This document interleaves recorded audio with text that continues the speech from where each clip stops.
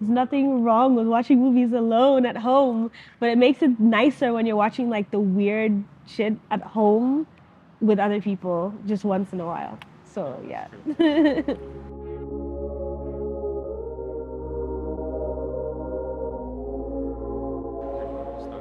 Oh, where do I look? Look at the camera. Okay. Yeah. My name is Hadar Namoko Busia Singleton, and I wait. What do I say? What do you Who are ask? you? Okay. Let's start from the top. Let's start from the top. Okay. Hi, my name is Hadar Busia Singleton.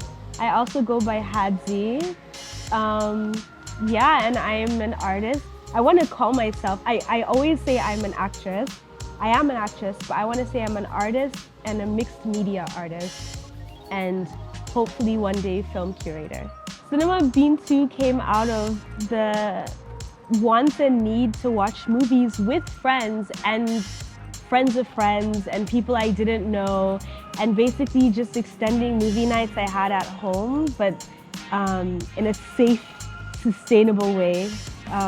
So it came like I kind of went around Accra, just naturally talking to people that I knew, or like friends of my mom or family friends, and just kind of like, oh, what do you use your space for? Do you guys do anything kind of alternative with your spaces? And can my friends and I come and meet and watch movies now and then? And then, yeah, and then I figured, why don't I try and make it a micro cinema and make it not just screenings here and there, but actually make it somewhere that was like a dependable place that people could go during the month multiple times a week and just watch movies and just hang out in. So that's how it came about. So why is this project important to me? This project is very important to me because I grew up on movies. I love movies. I find that movies to me, or just watching shorts or watching TV in general, is my escape, and it's comforting to me. So it's like I could go to a spa, or I can just be in my room, perfect temperature, and just sit down and watch a film. And it's like, it's everything. It's like a reset for me, actually. So that's why this project is important to me, because I know I'm one of many people who that's true for. Yeah, so I wanted to like make an opportunity for that to be a thing that people did together in a safe kind of quirky space, rather than at home alone all the time. I mean, there's nothing wrong with watching movies at There's home alone. nothing wrong with watching movies alone at home.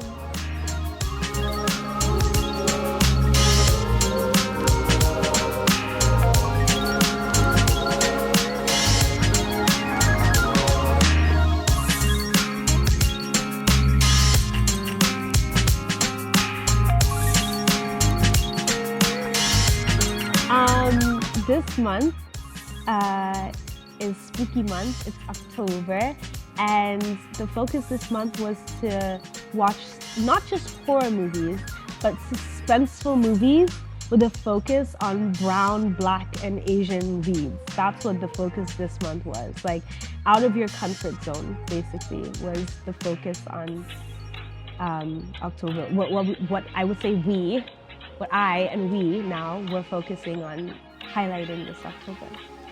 I love the experience of going to movie theaters, and I love movie theaters that take the liberty to show stuff that's not necessarily like top 10 in theaters kind of stuff. But I have never personally gone to a theater with the experience of, they're not saying it like, yes, this is a theater that shows black and brown people as the reason why you come to our theater, but it's like, I never as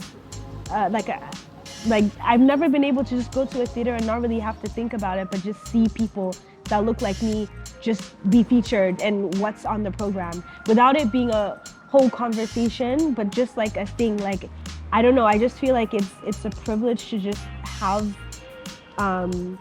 people that look like you be the default when you're going to see movies, or even when you're watching TV, you know? We never really think of like black people when we're thinking of tropes, or it's not our default, you know? Like, and so not for everybody. For me, sometimes it is, and you know, I might be droning on, but it's just not a default to just kind of see yourself or think of oneself. So that's why I wanted it to be Black people and Asian people and brown people, because I wanted to do something a little different.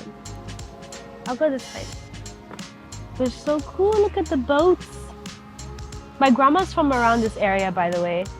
Yeah, that's the only reason I have known about the magic of Jamestown for a while. Ganja and Hess was the only film that I didn't watch before I screened it.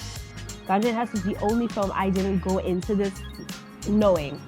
So for me, that was the standout screening and the standout film because so many reasons. First of all, I found it on like the deep web on a blog that I actually wish I remembered to like plug in, but I'll probably share in the Discord because it's a really cool blog about like Black horror and like goofy stuff.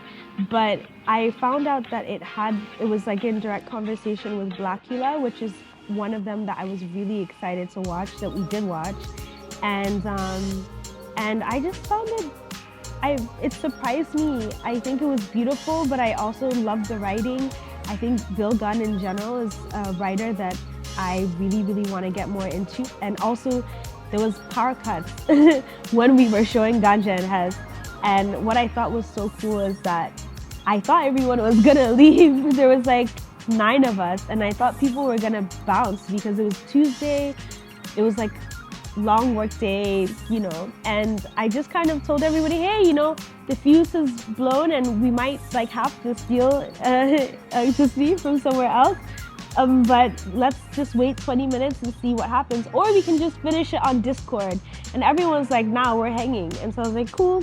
So we're in the dark. I put a flashlight up and on, and then I just like kept playing the playlist that I always play in this space, and people hung out, they talked about it. We were like 40 minutes into the film, and then the lights came back on and we finished the movie, and everybody was like, wow, that's not what I expected. I want to watch it again. And for me, that's the most successful, like small group, surprising like movie, and something that we all want to revisit on our own time. That's like my favorite.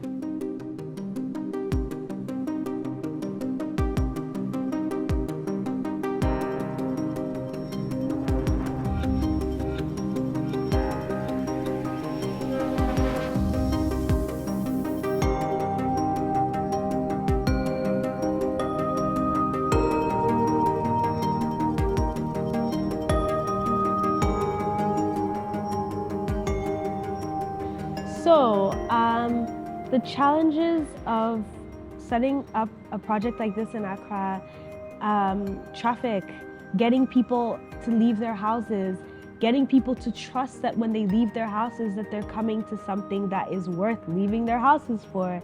I just feel that a lot of the time in Accra, if you're not careful, if you like try and set something up, you can kind of get discouraged. Like the first week, I felt like I was being punished for starting because nothing was on time, and it was difficult to like edit, or I was really worried about electricity and heat and this and that. But I just think that with everything, it's just trying.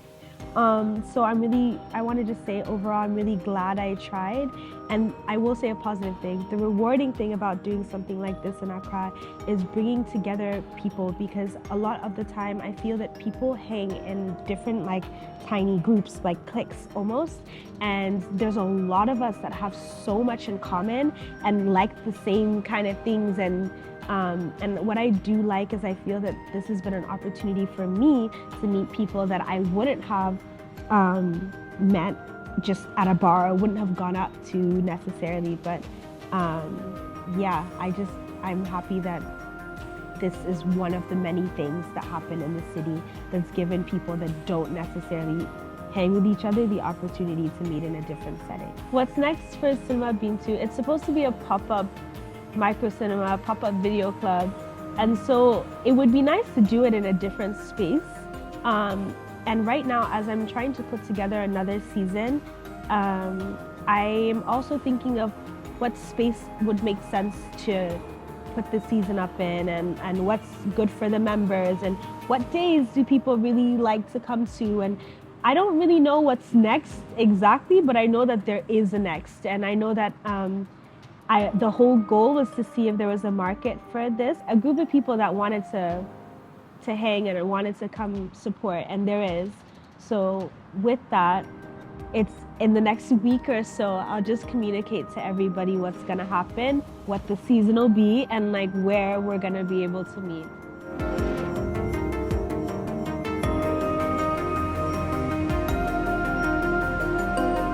Calendar that I made because I couldn't figure out how to do this in Adobe Photoshop, and then I scanned it. I drew the little titles and put the little. Oh, now I'm seeing everything and thinking of the things we've watched. It's actually kind of nostalgic. And then my godbrother did the color for this. You can find me on Instagram at Cinema Beento. I'll have a TikTok eventually, but need my cousin to help me figure that out.